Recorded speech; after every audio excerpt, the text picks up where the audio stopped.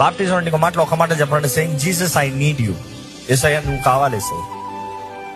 నేను మంచిగా ఉంటానని కాదు, నన్ను మంచిగా చెయ్యి. అదే నువ్వు బాప్టిజం తీసుకున్న తర్వాత అన్నిట్లో మారిపోలేదు, లేదు, పరిపూర్ణతలోకి వెళ్తామంట. రోజు రోజు చెక్కబడతామంట, రోజు రోజుకి మార్పు వస్తుందంట. సో బాప్టిజం తీసుకున్న వెంటనే ఒక పొరపాటు కనబడిందో, ఒక తప్పు చేసావు, do not get immediate discourage. Your transforming. రాత్రికి ఎవరు transform అయిపోరు.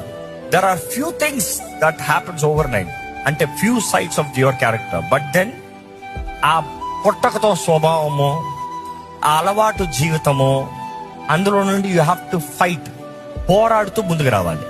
So baptism is a process.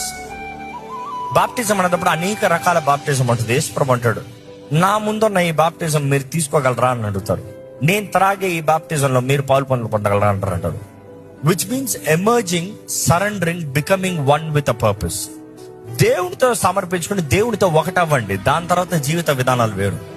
మీరు దేవునితో ఒకటవ్వకుండా, దేవునితో సమాధాన పడకుండా, దేవునితో ఐక్యపరచబడకుండా జీవితంలో జయం కొడితే అవ్వదు.